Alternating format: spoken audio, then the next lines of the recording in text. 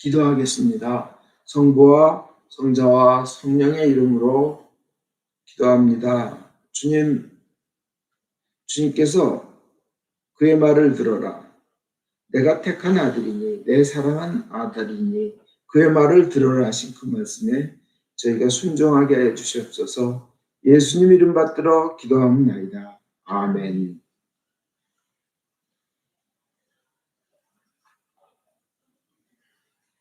오늘은 변화산상, 오주변형, 구주변형, 변모산상, 산상변모, 이런 말들로 이렇게 칭해지는 그 변화하신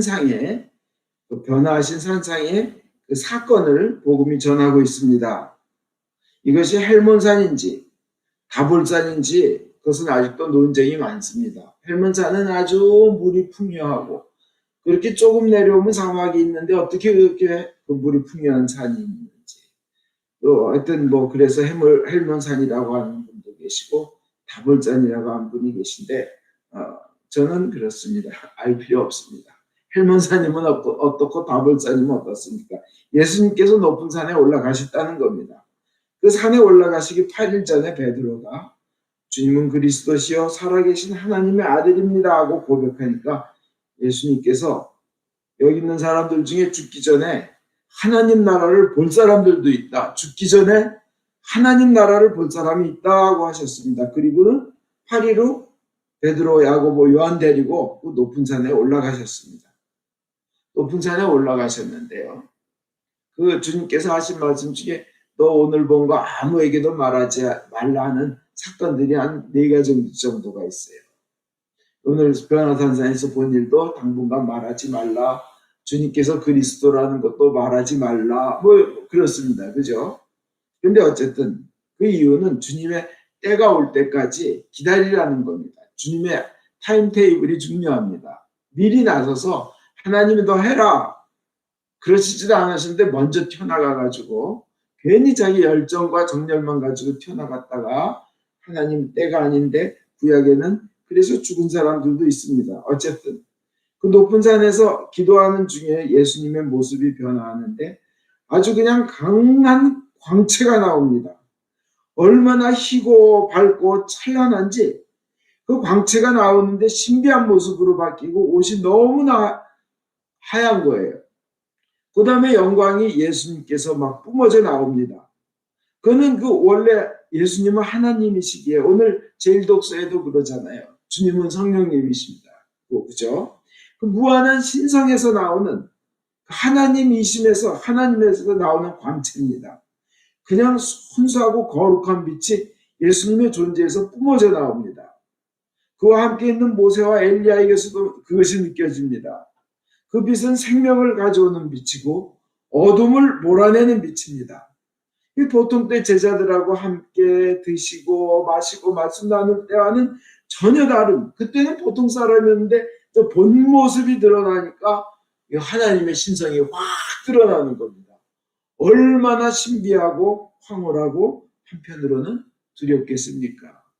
근데 너무 좋은 거예요. 그냥 너무 좋아서 베드로는 그저 이대로 여기 살고 싶다. 영원히 이 상태였으면 얼마나 좋겠나 하는 그런 마음입니다. 그리고 두 사람을 또 눈으로 봅니다. 지금 저 성경의 배경 말씀드리는 거예요. 두 사람을 눈으로 보는데 이 제자들이 당한 것보다 1500년 정도 앞에 사셨던 모세, 그 이스라엘 백성을 노예 상태에서 자유민으로 이렇게 구속과 속박에서 해방시키고 자유롭게 해주신, 노예에서 자유인으로, 그러면서 노예에서 이제 정복자의 길로 가는 그 길을 마련해준 모세입니다. 세상의 구속에서 노예 상태에서 승리자로 정복자로 이제 이끌어가는 모세고요. 이스라엘을, 백성을 통째로요. 그 다음에 엘리야, 죽지 않고 하늘에 올라간 분이에요. 죽지 않고 하늘에 올라간. 하나는 영원한 생명의 상징이고 엘리야는, 모세는 세상의 구속에서 해방시키는 지도자인데 홍해를 건너면서 모든 그 굴레들이 다 벗어지는 겁니다. 그죠? 그리고 그 노예 시켜 먹었던 이집트 군들은 다 그냥 없어지는 겁니다. 수장돼서. 그 두 어마어마한 구약의 대표의 상징이, 물론 모세는 율법의 상징이기도 하지만, 그 자유로 한 백성, 주님의 백성을 이끌어 나가는 그 모세, 자유의 세계로, 그리고 영원한 생명으로 죽음이란 거 아예 그냥 우스운 거다, 아예 그냥 초월해버리는, 죽음이란 거 없는 그 존재를 딱 제자들은 눈에서 봅니다. 한 분은 1571년 전 분이고 한 분은 870년 전이에요.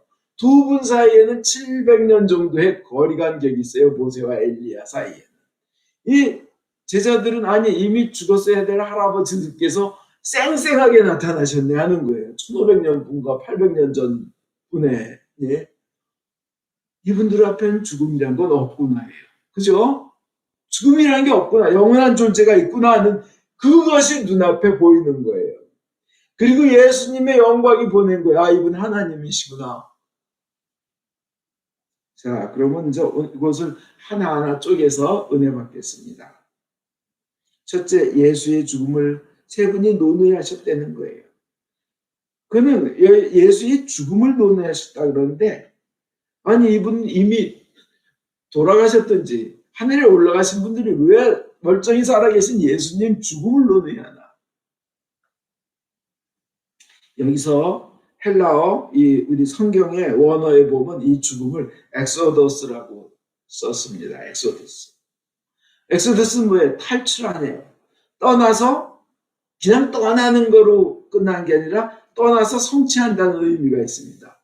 이 죽음이라고 우리에게는 번역돼 있지만 엑소더스예요. 원래 성경의 말이. 그건 뭐예요? 죽음의 상태에서 떠나서 자유와 영원한 생명에 이르는 길을 논의하셨다, 이겁니다. 예수의 죽음, 그것은 죽음으로 끝난 것이 아니라 죽음이란 것으로부터 떠나서 영원한 삶에 대한 것을 논의하셨다는 의미로 우리는 볼 수 있습니다. 그 모습을 제자들이 봅니다. 그래서 이들이 딱 보는 거는, 아, 죽음 아무것도 아니네. 죽음이라는 것 자체가 없어지네. 죽음이 죽어버리네. 그죠? 그게 두 번째 죽음이죠, 계시록에. 죽어도 우리가 살 수 있는 모습을 모세와 엘리야로부터 보는 겁니다. 우리 그래서 예수를 믿는 자들은 죽음을 이깁니다. 죽음이라는 속박을 떠납니다. 죽음이라는 그 노예 상태, 그것을 떠납니다. 생명으로 갑니다. 그런 의미가 바로 예수와 죽음을 논의했다는 의미에 담겨있는 그 놀랄만한 가치 있는 뜻이라는 것입니다. 우리가 그렇게 될 것입니다. 우리의 죽을 몸을 뛰어넘어 그 죽음을 뛰어넘는 삶이 실제로 존재한다는 것, 하나님과 함께 영원히 사는 영적인 삶, 그런 것이 있다는 것을 오늘 예수님께서는 제자들에게 보여주셨는데, 얼마 전에 말씀하시기를 죽기 전에 하나님 나라를 볼 사람들도 있다고 하는 모습을 보여주신 거예요. 놀랍죠? 그러니까 얼마나 우리에게는 그것이 사실 감격스러운 일입니까? 그래서 우리에게는, 믿는 이들에게 고통스러운 일이 인생 가운데 닥쳐올 때, 슬픈 일이 있을 때, 이유를 알 수 없는 어려움이 닥쳤을 때, 우리에게는 지금 모세와 엘리야, 예수님이 보여주신 영광스러운 삶, 영적인 삶, 영원히 죽음을 뛰어넘는 그런 삶이 있다는 것을 우리가 바라보고 소망하며 희망을 가질 수 있는 겁니다. 다 이길 수 있는 거예요. 두 번째로 예수님의 존재가, 예수님의 옷이 희고 광채가 났다. 신성이 빛나는 광채를 바라는 그 눈이 부신 존재가 된다는 것.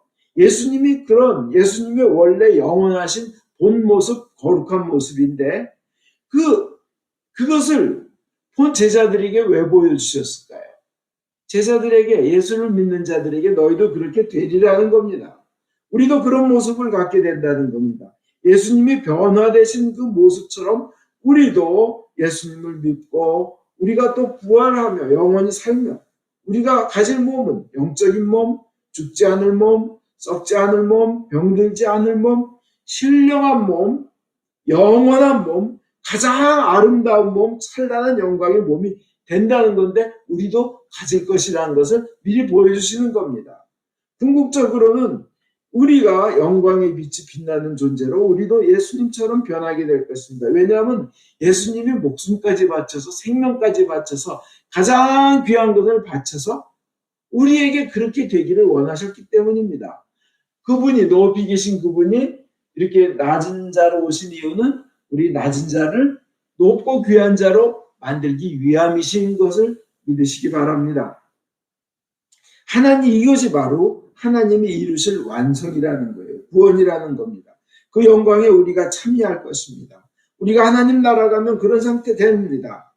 또 그 모습, 우리가 앞으로 그렇게 변화되어 빛날 것이라는 사실을 늘 염두에 두고 기억하며 그것을 상상하면 우리 가슴은 정말 감격스럽습니다. 그죠? 이 세상에서 아무리 좋은 거 다 합해도 그거보다 비교가 할 수 없이 좋은 것을 우리는 누리게 되고 갖게 되는 겁니다. 세상에서 죽음으로써 마지막이 아니라 하나님의 영광이 우리 가운데 임하는 또 그 영광 안에 함께하는 놀라운 존재가 우리가 된다는 겁니다. 그래서 이 세상과는, 이 지구의 세상과는 차원이 다른 존재, 영원한 세계에 속해 있는 존재가 우리는 되는 겁니다. 이것이 우리의 소망입니다. 눈에 보이는 것보다 보이지 않는 것에 훨씬 큰 세계, 우리의 상상을 초월하는 세계, 우리의 경험을 파괴하는 세계, 우리의 이성, 머리, 생각을 무너뜨리는 세계가 더 큰 세계가, 더 놀랍고 아름다운 세계가 있다는 것입니다. 그것이 하나님께서 우리에게 이루려 하시는 구원의 완성입니다. 또 우리는 그럼으로써 예수님을 믿는 사람은 다 누구나 사실은 다 평범하지만 그냥 보면 평범합니다. 예수님도 평범한 사람이었 분이었습니다. 제자들이 보기에는. 그런데 사실은 다 특별한 분들이라는 겁니다. 장래 하나님께서 영광스럽게 바뀌어주실, 그래 사람들이기에 우리 믿는 자들은 평범한 사람은 아무도 존재하지 않습니다. 누구나 믿는 사람은 특별하고 고귀하고 가치 있는 존재인 것입니다. 예수님의 피로 산 존재이기 때문에 그렇습니다. 하나님의 영광을 누릴 귀한 존재이기 때문에 그렇습니다. 그리고 죽음조차도 우리들이 신자들이 누릴 영광을 빼앗아가지 못합니다. 그래서 모든 신자들은, 그리스도인들은 정말 특별한 존재입니다. 그리고 그것은 우리가 잘나서가 아니라 오로지 그리스도의 보혈의 은혜입니다. 죽음의 은혜이고 부활의 은혜입니다. 우리가 주님의 성체와 성체를 모시고 보혈을 마심으로써 우리 안에 그리스도가 계신 줄 믿습니다. 그렇기 때문에 신자들 사이에서는 다른 형제자매를 우습게 여기거나 미워하면 안 됩니다. 그분도 그리스도의 영광이 있는 분이기 때문에 그렇습니다. 그 대신 우리 미워하고 우습게 여기는 대신 형제자매를 귀하게 여기고 사랑한다면 그 안에 계신 예수님을 귀하게 모시는 것이 됩니다. 그 다음에 세 번째로요, 너무나 좋은 것을 사람이 체험하면 베드로처럼 그렇게 됩니다. 그냥 영적인 걸 체험하니까 그것에 머물고 싶다. 영원토록 그냥 거기 있고 싶다. 그와 그들과 함께 하고 싶다. 떠나기가 싫다. 너무 좋아서 나 여기서 죽었으면 좋겠다. 그냥 이렇게 있다가 그냥 죽으면 얼마나 좋을까. 그냥 이런 생각을 합니다. 근데 죽지 않고 거기서 이렇게 누리면서 영원히 살면 얼마나 좋을까. 베드로가 그럽니다. 세상의 모든 것을 다 잃는다 해도 이 순간만큼은 꽉 잡고 싶다. 여기 그대로 있고 싶다. 그래서 여기 가도 좋사오니 하고 이제 신앙을 고백합니다. 근데 주님께서 대답은 산저 아래로 내려가자. 구원받았으니 구원시켜라 하시는 거예요. 그래 우리가 여기서 깨닫는 것은 이 베드로가 아주 신기한 영적 체험을 하고 그리스도를 고백하고 그런데 그때마다 실수를 합니다. 이 실수예요. 여기서 머물게 하십시오. 세계 초막셋을 짓겠습니다. 얼마나 큰 영적인 세계가 더 크고 좋은 게 있는데 여기서 지가 지은 게 뭐가 그렇게 그렇잖아요. 하늘나라가 있는데 그 성숙하지 못한 모습을 베드로는 계속 보입니다. 예수님 돌아가실 때도 나 저분 죽어도 모른다고 하면서 부인했잖아요. 근데 여러분 이거 아셔야 돼요. 특별한 영적 체험이 있다고 해서 그분이 성숙한 신앙인이냐? 아니에요. 특별히 기적이 나타나고 이적이 나타나고 성령의 은사가 나타났다고 해서 그 사람이 굉장히 성숙한 훌륭한 지도자감이냐? 아니에요. 베드로가 그 대표적인 예예요. 누구나 부족합니다. 누구나 미숙합니다. 여기서도 또 실수를 하는 거예요. 그런데 베드로가 다른 제자들보다 영성이 탁월해가지고 선발된 것도 아니에요. 단순히 계속 실수를 하면서도 주님이심을 고백하고 또 죄졌으면서도 또 얼른 돌아오고 약간 단무지과 단순하고 여기 약간 좀 어리숙하고 그런 모습이 있지만 신앙을 끝까지 고백하는, 그리고 그 좋으신 하나님을 믿는 그 믿음이 베드로에게는 있었습니다. 실수가 있다고 해서 그러면 우리가 지금 미성숙하다고 해서, 그래서 베드로를 보면서 우리는 배울 게 있어요. 우리가 미숙하다고 걱정할 거 없습니다. 완벽한 신앙인 한 명도 없습니다. 예수님밖에는 완벽한 분 안 계셔요. 그러니까 미숙하면 미숙한 대로 그냥 그걸 인정하고 주님께 주님 잘못했습니다. 이거 부족합니다. 그렇게 믿음을 고백하면, 그러나 전능하신 주님을 제가 믿습니다. 손잡아 주십시오 하면 주님께서 성숙한 믿음으로 인도하여 주실 줄 믿습니다. 누구나 그렇게 실수를 안 할 만큼 완벽하고 성숙한 사람 없습니다. 이상하게 최선을 다했는데도 성실히 했는데 결과 보면 엄청 문제가 많은 일이 굉장히 많잖아요. 그죠? 우린 그냥 인정하면 됩니다. 그 다음에 주님께서 하신 네 번째, 내려가자. 산 아래로 내려가자. 그 영광의 모습을 보고 살고 싶었는데 주님께서 내려가자 그래요. 산 아래는 어떤 곳입니까? 그냥 고통이 있는 곳입니다. 병이 있고 슬픔이 있는 곳입니다. 싸움이 있고 죽임이 있는 겁니다. 귀신이 있고요. 속임수가 있고 미워함이 있습니다. 끝없이 고통이 있습니다. 실제 산에서 내려오시자마자 귀신 들린 아이와 그 아이가 그냥 고통당하고 그 아버지가 그냥 그 악령에 시달리는 자식을 보면서 괴로움과 절망이 가득한 아버지를 실제로 예수님은 산에서 내려오셔서 만났고, 제자들끼리는 누가 높으냐 하고 서로 자리 다툼하고 싸우고 다 지금 미숙하죠. 그 다음에 예수님을 죽이려고 유대인 지도자들이, 제사장들이 음모를 꾸미고 있었는데 예수님은 아시지만 내려가자 그랬어요. 여기서 진짜 주님의 참모습, 하나님의 참모습이 나타나는 겁니다. 세상에서 고통당하고 그렇게 부족하고 싸우고 죄 많고 하는데 같이 내려오셔서 거기서 고통당하시며 그들을 위로하시고 그들을 대신해서 죄를 뒤집어 써주시고 그들과 함께 우시며 격려해 주시고, 그리고 절대적인 희망을 보여주시려 내려오시는 거예요. 뭐가 절대적인 희망이냐? 죽음까지 당했다가 그 죽음을 이기고 부활하심으로써 그 부활하신 모습을 보여주심으로써 완벽한 희망을 보여주시러 자, 산에서 내려가자. 아파하는 이들과 함께 아파하고 우는 이들과 함께 울자. 그리고 그들을 치유해주고 귀신을 쫓아내주자. 이게 하나님의 참모습이고 예수님의 참모습인 거예요. 그래서 우리에게 하시는 말씀이, 지금 이 변화산상의 모습이 누가복음, 마태복음, 마가복음 거기 다 나오는데 그 세 개를 합해서 보면 뭐예요? 두려워 말라, 예수를 말을 따르라 하는 거예요. 요한복음 14장 1절에 예수님께 너희는 마음에 근심하지 말라. 하나님을 믿으니 또 나를 믿으라 그러세요.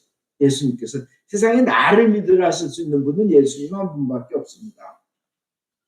그 다음에 주님께서 그 하나님의 그 마음을 이렇게 드러내 주셨어요. 내려와서 이 나약한 인간, 실수 많은 인간과 함께 하리라. 그들과 죽음까지 함께 하리라 하신 겁니다. 그 다음에 중요한 말이 있습니다. 그의 말을 들으라 하고 하는 데서 들려와요. 하나님 아들이니 그의 말을 듣고 행하라. 그렇게 너희들이 그 좋은 것, 영원한 생명과 찬란한 영광의 육체를 가지고 영원토록 살 그 길로 인도할 분은 예수밖에 없다는 거예요. 하나님께서. 나의 택한 아들이니 그의 말을 들어라. 그의 말을 들어라. 그것은 너희들이 그의 말을 들을 때, 그를 믿고 따를 때 죽음을 이길 것이며 광채와 영광 속에 빛날 것이며 장차 어마어마한 영광이 나타날 것이며 그것을 영원토록 살게 될 것이라는 겁니다. 그것을 한번 생각해 보십시오. 우리가 온 머리를 다 쥐어 짜내고 온 힘을 다해서 상상한 가장 좋은 곳보다도 더 좋은 최고의 것이 나타날 것이라는 겁니다. 그래서 생각하면 너무나 기쁘죠. 여러분들은 그것에 선택되어 있는 자들입니다.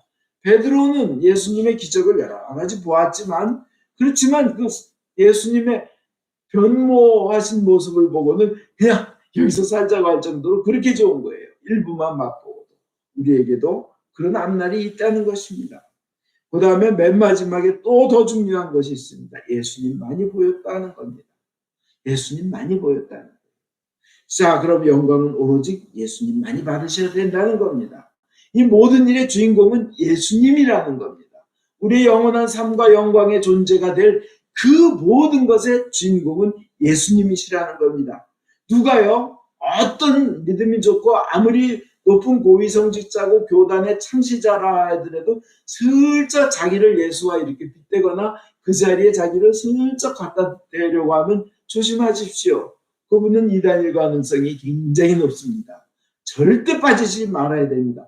오직 예수입니다. 오직 예수. 영광 받으실 분은 오직 예수입니다. 그리고 우리들이 할 일은 그 예수님만 믿고 따라가는 것입니다. 마태복음 24장 24절에 거짓 그리스도들과 거짓 선지자들이 일어나 큰 표적과 기사를 보여 할 수만 있으면 택하신 자들도 미혹하리라 하고 예수님 말씀하셨어요. 우리는 염두에 둬야 됩니다. 오직 예수. 오직 예수만이 주님이시다. 결론 내리겠습니다. 영원한 생명의 세계가 있다. 죽음을 넘어선 세계가 있다.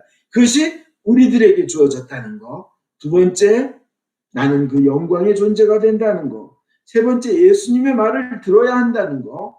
그리고 세상으로 내려가서, 산 아래로 내려가서 구원시켜야 된다는 거. 그죠? 같이 읽고.